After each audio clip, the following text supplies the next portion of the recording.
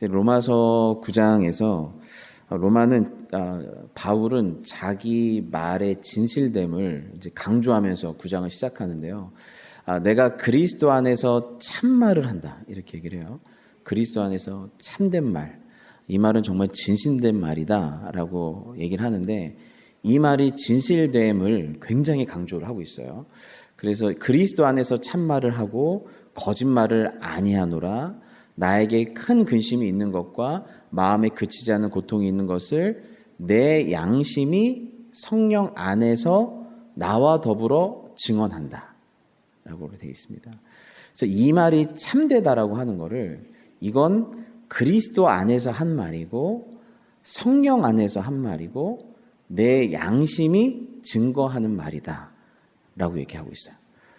이 말이 참됨을 증명하기 위해서 세 가지를 내세우는데요. 그리스도라고 하는 진리, 이거는 진리 안에서 참되고 성령 안에서도 참되고 내 신앙적 양심, 내 양심 안에서도 참된 말이다 라고 해서 이 세 가지를 등장시킬 정도로 이것이 참되다라고 이렇게 얘기를 하고 있습니다. 그런데 반대로 참된 말이 아니라 거짓말하는 사람은 이 세 가지 앞에 섰을 때 예수님 앞에, 진리 앞에서, 그리고 성령 앞에서, 내 양심 앞에서 거리낌이 있거나 왜곡되거나 부족함이 있을 때에는 이것이 거짓말로 작동이 돼요. 그래서 참말이 아니라 거짓말을 하는 사람의 특징은 이렇게 디모데전서에서 보면 나오거든요. 그러나 성령이 밝히 말씀하시기를 후일에 어떤 사람들이 믿음에서 떠나 미혹하는 영과 귀신의 가르침을 따르리라 하셨으니 자기 양심이 화인을 맞아서 외식함으로 거짓말하는 자들이라고 되어 있어요. 아까 바울은 내가 참말을 한다라고 했고, 지금 거짓말하는 자들이 또 나타나요. 근데 이 거짓말하는 자들은 진리를 따르는 게 아니라 귀신의 가르침을 따르고, 성령님을 따르는 게 아니라 미혹하는 영을 따르고, 양심이 살아있는 게 아니라 양심이 화인 맞아 있어요. 화인 맞았다는 건 불로 지져서 낙인을 찍었다는 거거든요.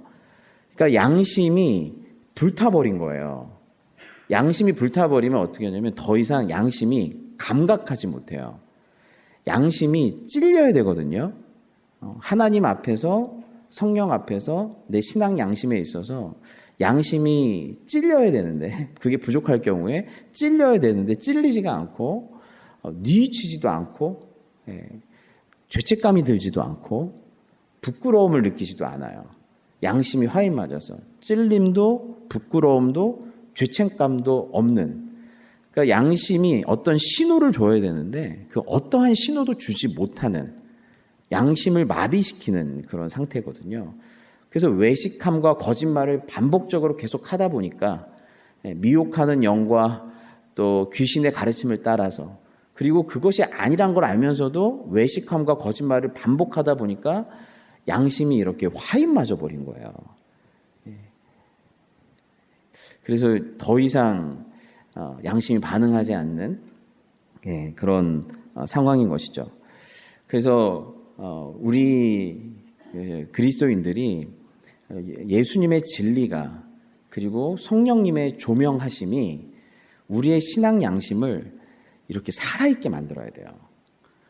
우리의 양심이 살아있게 만들어야 돼요. 죄에 대해서 찔림을 받고, 하나님 보시기에 좋지 않은 동기에 대해서 찔림을 받고, 그래서 그 진리와 성령께서 우리의 양심까지 역사하셔서 우리의 양심이 살아있는 양심이 되게 해야 일반적 양심, 그냥 나쁜 일만 안 저지르면 되지 뭐, 그러니까 끝나는, 거기를 뛰어넘는 하나님이 원하시는 하나님 사랑과 이웃 사랑의 경지까지 이르는 그러한 양심으로, 하나님의 뜻을 이루어드리는 양심으로까지 우리가 살아 있어야 하죠.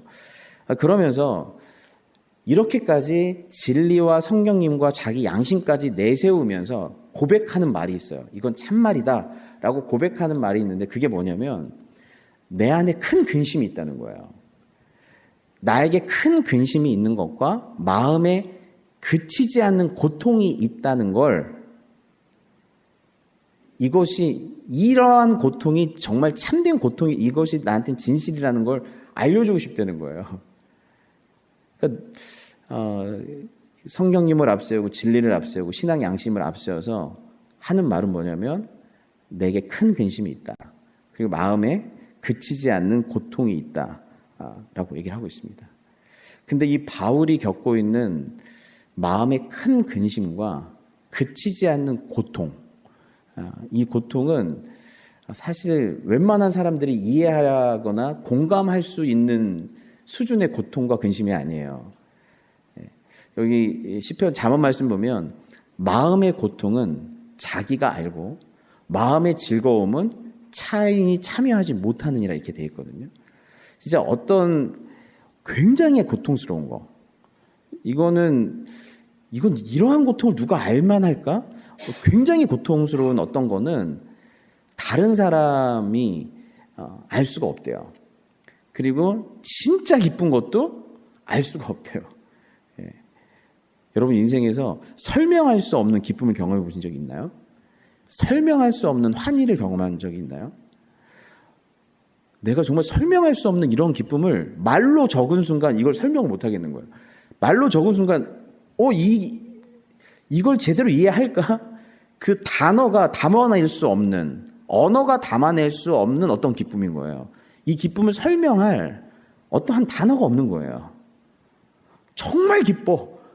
근데 이 기쁨을 정말 알까? 반대로 고통도 마찬가지예요. 어떤 고통은 정말 그 고통을 알까? 아무도 이해해 줄 수 없는 고통이 있어요. 그리고 그런데 또 어떤 수준의 고통이 있냐면 수준이 너무 높은 차원의 고통도 있어요. 그러니까 어린 아이가 갖고 있는 고통과 부모가 겪는 고통이 다르거든요. 영적인 세계도 마찬가지예요. 영적 어린 아이가 겪는 고통하고 영적인 부모가 겪는 고통이 또 달라요. 그러니까 마치 감기 환자가 겪는 고통과 암 환자가 겪는 고통이 다르듯이 수준에 따라서 또 달라요. 근데 성령이 충만하고 진리 가운데 있는 복음에 충만한 바울이 겪는 고통은 아무도 잘 모르는 거예요. 이걸. 그래서 사실은 공감을 얻지 못하는 고통이에요. 그래서 이런 고통을 겪을 땐 굉장히 외로워요. 굉장히 고독해요. 모르니까. 그 사람들이 알 길이 없으니까. 그런데 감사한 것은 뭐냐면 시편에 보면 하나님이 이를 알아내지 아니하셨으리까 무릇 주는 마음의 비밀을 아시나이다 이렇게 돼 있어요. 하나님은 아신다는 거예요. 네가 겪는 마음의 고통을, 근심이 뭔지를 하나님이 아시는데 너의 마음의 비밀까지 아시고 공감하신다는 거예요. 근데 이 얘기는 굉장히 놀라운 얘기예요. 그거는 하나님은 인간이 경험해보지 못한 가장 최고의 경지의 마음의 기쁨을 아시는 분일 뿐만 아니라 인생을 살면서 사람들마다 겪는 고통의 깊이와 차원이 다르거든요. 깊이와 차원이 다른데 그 하나님은 그 모든 그 고통의 깊이와 차원을 아시는 분이라는 거예요. 아시는 분이라는 거예요. 그래서 여러분 주님만이 여러분을 공감하실 수 있는 줄 믿습니다. 공감하실 수 있는 분이에요. 거기에서 우리의 위로가 있어요. 주님이 나를 공감하신다. 내가 단독자 앞에 섰는데 그분 앞에서 그분이 나를 공감하시고 나를 아신다. 내 마음의 비밀까지 아신다. 그리고 그게 어떤 종류의 고통이었는지, 자아가 죽는 마음의 고통이었는지, 아니면 진짜 예수님의 마음을 품고 성령의 탄식 가운데 있는 마음의 고통이었는지, 예수님의 마음을 갖고 있는 고통이 있는지, 마귀가 겪고 세상이 겪고 있는 두려움과 불안 속에서의 고통인지 주님은 아신다는 거예요. 마음의 고통의 비밀까지. 근데 우리는 여기에서 한 가지 질문이 생겨요. 그건 뭐냐면 바울이 그랬잖아요. 여기 보시면 큰 근심이 있고 마음에 그치지 않는 고통이 있다라고 하는 게 바울의 평소 얘기랑은 좀 다른 느낌이 있잖아요. 바울은 어떤 사람이에요? 항상 기뻐해라. 내가 다시 말하노니 기뻐해라. 항상 기뻐하고 항상 감사하고 쉬지 말고 기도하고 범사에 감사해라 라고 했던 사람이죠. 그런데 뭐가 있다는 거예요? 한쪽에는 기쁨이 있는데 그치지 않는 마음의 근심과 고통이 기쁨과 함께 가고 있다는 거예요. 이 기쁨이 있으면 근심이 사라져야 되잖아요. 근데 지금 바울이 겪고 있는 고통의 차원은 기쁘지만 고통이 함께 있는 차원이에요. 같이 공존하고 있는 차원이에요. 예수님도 의를 위하여 핍박 받을 때, 고난 받을 때에도 기뻐하라고 하셨어요. 그런데 예수님도 마음의 고통으로 말미암아 내가 죽게 되었다라고 할 정도로 마음의 근심이 있으셨어요. 왜 이게 같이 가지? 기쁨이 있으면 슬픔이 없어져요. 삭제돼야 되고 평안이 있으면 근심이 삭제돼야 되는데 이게 같이 가는 거예요. 이게 같이 가는 거예요. 특별히 이 땅에 살아가면서 우리가 신앙생활하면서 예수 믿고 믿음이 충만하면 기쁨만 있어야 될 것 같은데 기쁨과 함께 슬픔이 함께 공존하고 있고 평안과 함께 근심이 공존하고 있어요. 근데 이게 왜 어떻게 같이 가는 걸까? 근데 예수님의 인생에서도 이게 같이 갔고 바울의 인생에서도 이게 같이 간 거예요. 서로 삭제된 게 아니라 오히려 기쁠수록 근심이 깊어지고 근심이 또 깊어질수록 또 기쁨이 깊어져요. 기쁨이 깊어질수록 근심이 깊어지고 근심이 또 깊어질수록 기쁨이 깊어져요. 여러분 이게 왜 이렇게 가는 거죠? 이분들의 수준에서는 왜 이게 함께 서로가 서로를 삭제하는 게 아니라 반대되는 감정들이 서로가 서로를 더 깊게 만들까요? 여러분 이게 이유가 있어요. 여러분 우리가 아까 얘기한 대로 진리로 충만하고 예수님 만나서 기쁘고 진리로 충만하잖아요. 그리고 성령으로 충만하잖아요. 그러면요 기뻐요. 다른 차원의 삶을 살아요. 예. 이 시간의 삶이 아니라 이 세상에서 영생의 삶을 맛봐요. 영원한 것들을 경험해요. 이 시간 속에서 영혼을 맛보고 예수님 안에서 그 진리 안에서 기쁨을 경험하고 하나님 나라를 경험하면 어떤 일이 벌어지냐면 그 기쁨 속에서 양심이 소리를 치는 거예요. 아까 세 가지가 같이 간다고 그랬죠. 진리와 성령과 양심이 같이 간다고 그랬죠. 근데 내가 기쁘고 내가 행복한데 양심의 소리를 그때 들어야 돼요. 근데 그 양심의 소리는 뭐냐면 너만 기쁠래? 너만 행복할래?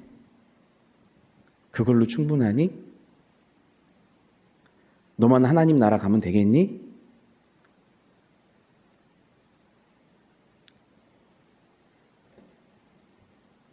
양심이 살아있어요. 그래서 양심이 얘기하는 거예요. 너만 이렇게 행복하고 아름다워지고 너만 하나님 나라를 꿈꿀래? 너만 기쁠래?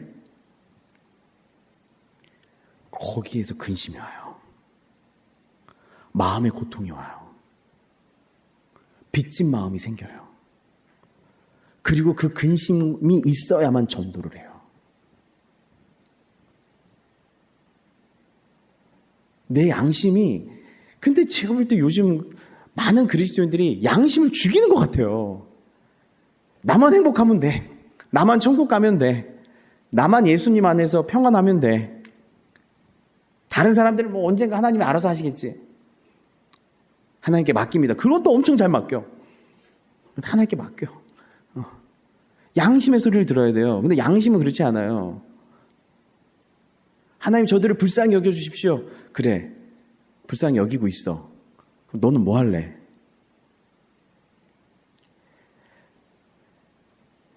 여러분 많은 선교사님들이 두 가지 때문에 선교를 하는 거예요. 하나는 예수 믿는 게 너무 좋아서, 예수 믿고 내가 변화돼서, 성령과 예수님의 진리가 나를 새롭게 해서, 그리고 또 한 가지 신앙 양심이 너만 예수 믿고 천국 가니? 천국을 살 거니? 그 마음에 끊이지 않는 그 근심이, 그들에 대한 긍휼과 애탐이 함께 있기 때문에 지금까지도 선교란 걸 할 수 있는 거예요. 그러니까 이 마음은 삭제돼야 될 마음이 아니에요. 기쁠수록 근심이 생겨요. 하나님 그럼 어떡합니까? 이 세상이 불타고 있고 이 세상이 지금 하나님 나라를 경험하지 못하고 있는데 하나님 어떡합니까? 그래서 전도를 한 거라고 선교를 한 걸 하면서 막 너무 기뻐. 주님 나라에 사람들이 막 오게 되면 너무 기뻐. 너무 기쁘면서 또 근심이 있어. 하나님 이 사람들로 충분하지 않습니다. 끊임없이 하나님 나라에 대한 꿈을 꾸고 이 하나님의 진리를 계속 전파할 수밖에 없는 거예요. 왜냐하면 진리와 성령과 양심이 함께 작용하기 때문에 그래요. 이 성도들 안에는 기쁨과 근심이 함께 가는 거예요. 그러니까 이런 종류의 나로 하여금 선교적 차원의 근심, 선교적 차원의 슬픔을 교회에서 죽이면 안 돼요. 이게 없으면요 전도를 못 해요. 전도도 가식이 될 수밖에 없어요. 그리고 여러분이 예수 믿고 행복하셔야 돼요. 성령 충만하시고 예수 믿고 여러분 행복하셨으면 좋겠어요. 그게 기뻐야 이런 근심이 생긴다니까요. 그리고 이 근심 속에서 선교를 하게 되고 전도를 하게 되고 그것 때문에 기쁘면 근심이 없어지는 게 아니라 또 더 큰 근심으로 가요. 근데 여러분 이 두 가지 마음을 함께 품고 가는 거예요. 이 땅에 있으면서요. 이게 신비예요. 그 마음을 주님 기뻐하시는 거예요. 주님의 탄식을 함께 품는 거. 하늘의 기쁨과 감사, 성령의 능력만 품는 게 아니라 성령의 탄식도 함께 품는 마음이 선교적 마인드예요. 그리스도인이 품어야 될 마인드예요.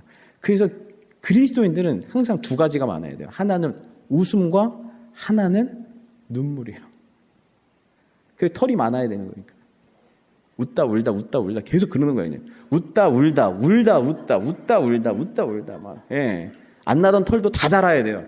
그게 뭐예요? 두 가지가 같이 가는 거예요. 두 가지가 같이 가는 거예요. 하나님 근심을 삭제시켜 주십시오. 그건 아니죠. 세상 근심은 삭제시켜야 되겠죠. 세상 염려는 삭제돼야 되겠죠. 미래 두려움은 삭제돼야 되겠죠. 하지만 주님이 품는 신한 양심이 품는 그 예수 그리스도의 마음과 성령의 탄식은 우리가 함께 품어야 되죠. 함께 품어야 되죠. 그래서 그 말이 3절에 그대로 나와요.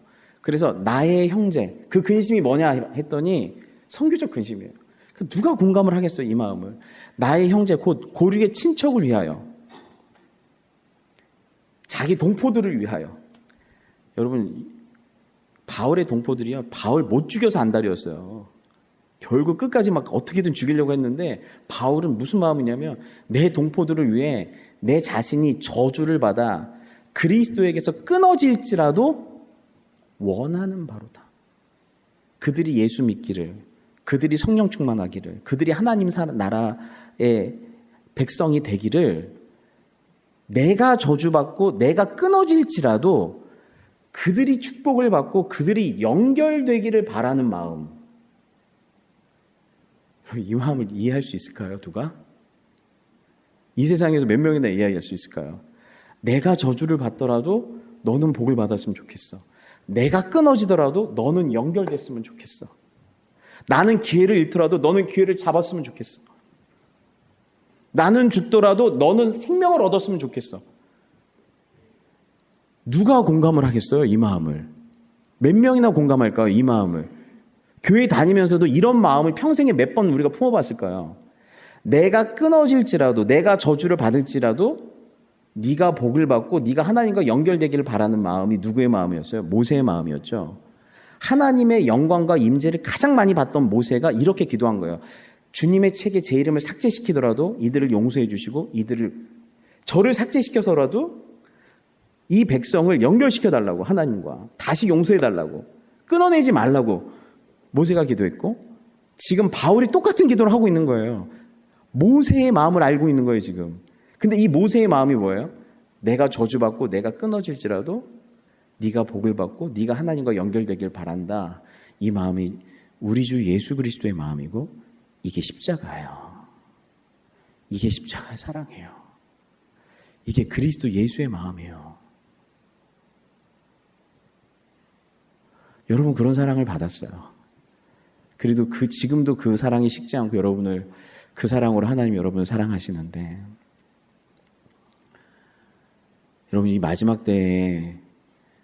정말 요즘 세상이 왜 그래요? 나만 아니면 돼요. 우리나라만 잘 살면 돼요. 다른 사람들은 죽어나가더라도 우리만 잘 살면 괜찮다. 그런 세상 속에 살고 있어요. 근데 주님의 마음, 바울의 마음, 우리가 해야 될 고민, 우리가 해야 될 탄식은 내가 저주를 받아 끊어질지라도, 내 자신이 저주를 받아 그리스도께 끊어질지라도 원합니다. 내 자신이 저주를 받아 하나님께 끊어질지라도 네가 하나님 자녀 되기를 원한다라고 했던 예수 그리스도의 마음, 그 마음을 누가 공감할 수 있을까 싶으니까 바울이 진리를, 성령님을, 양심까지 돼서 내 말이 참말이야. 이게 진짜 내 마음이야. 나를 죽이려고 하는 유대인들을 향해서 내 동포, 내 형제, 예수 믿고 구원받았으면 좋겠습니다. 여러분, 원수 같은 사람 보면서 천국 가나 보자 이런 생각이 들려요. 근데 원수 같은 사람을 향해서 하나님, 저 인간 꼭 천국 가게 해주세요. 저 인간 꼭 천국 가게 해주세요. 그런 마음이 들 수가 있어요. 너무너무 어려운 마음이에요. 진짜 어떻게 저런 마음이 들지? 우리 평생에 한번 이런 마음 좀 주님 품고 살다가 하나님 나라 갔으면 좋겠다. 네, 이런 생각이 들 정도예요. 그래서 여러분이 경험하고 있는 복음의 진리와 성령의 충만함으로 여러분이 이러한 마음, 3절의 마음을 품는 양심이 있었으면 그게 우리의 선교가 되고 전도가 되고 나눔이 되기를 간절히 바랍니다. 간절히 바랍니다. 간절히 바라요. 그런 수준을 원하는 거예요. 예수 잘 믿어서 세상을 얻고자 하는 게 아니라 예수 잘 믿어서 예수님의 마음을 품는 수준을 원하는 거예요. 우리가 원하는 건. 예. 그러면서 이게 너무 애타는 이유는 그들은 이스라엘 사람이라 그들에게는 양자됨과 영광과 언약들과 율법을 세우신 것과 예배와 약속들이 있고 조상들도 그들의 것이고 육신으로 하면 그리스도가 그들에게서 나셨으니 그는 만물 위에 계셔서 세세에 찬양받으실 하나님이시니라. 이렇게 하나님의 축복과 은총을 많이 받았는데 어떻게 그리스도를 잃어버릴 수가 있는가? 이게 더 가슴 아픈 거예요. 그들은 이스라엘 사람이라. 이게 굉장히 복이거든요. 그들은 야곱이었어요. 근데 그들을 뭐라 그래요? 이스라엘 사람이라. 이게 엄청난 축복이에요. 이스라엘 사람으로서 어마어마한 축복들을 누렸어요. 그들에게는 영광이 있었고 언약들이 있었고 율법을 세우신 것과 예배와 약속들이 있었어요. 여러분, 여기서 이스라엘이라고 할 때 원래는 야곱이었죠. 그가 이르되 날이 세려하니 나로 가게 하라. 야곱이 이르되 당신이 내게 축복하지 아니하면 가게 하지 아니하겠나이다. 그 사람이 그에게 이르되 내 이름이 무엇이냐? 그가 이르되 야곱이니이다. 그가 이르되 내 이름을 다시는 야곱이라 부를 것이 아니요 이스라엘이라 부를 것이니 이는 내가 하나님과 및 사람들과 겨루어 이겼음이니라 라고 돼 있어요. 야곱의 이름을 이스라엘로 바꿔주셨어요. 근데 어떻게 하다 바꿨어요? 씨름하다가 하나님을 야곱이 이겨먹은 거예요. 이겨먹었는데 어떤 씨름을 한 거예요? 당신이 내게 축복하지 아니하면 가게 하지 않겠다. 당신이 내게 축복하지 않으면 가게 하지 않겠다라고 한 거예요. 요새가 지금 야곱이 누구를 붙들고 있냐면 하나님을 붙들고 씨름을 하는데 하나님 외에 다른 대안, 다른 방법, 다른 붙들 것들이 있었다면 야곱은 그걸 붙들었을 거예요. 그런데 야곱이 지금 어떻게 하냐면 오직 하나님만을 붙들고 있어요. 하나님만을 완전히 붙들고 있어요. 그리고 당신이 나에게 은혜 베풀지 않고 복을 주시지 않으면 저에겐 방법이 없습니다. 저는 오직 당신의 은혜, 당신의 긍휼, 당신의 축복 아니면 살 길이 없습니다. 여러분, 이걸 뭐라고 그래요? 하나님 앞에서의 항복이라 그래요.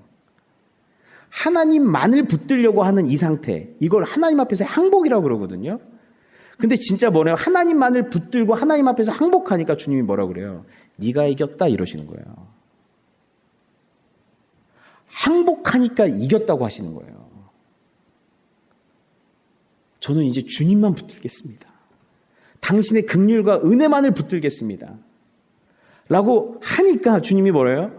네가 이겼다 하고 이제 너를 이스라엘, 이긴 자, 항복하여 이긴 자, 그래서 은혜 받은 자로 만들어내신 거예요. 야곱이 아니라. 여러분, 야곱의 뜻이 뭐예요? 발꿈치를 붙잡다라는 뜻이에요. 야곱은 후에 아우는 손에서 에서의 발꿈치를 잡았으므로 그 이름을 야곱이라 하였으며, 리브가가 그들을 낳을 때 이삭이 60세였다. 이 야곱의 이름 뜻이 뭐라고요? 발꿈치를 잡았다. 발꿈치를 붙드는 자였어요. 형의 발꿈치를 붙드는 자.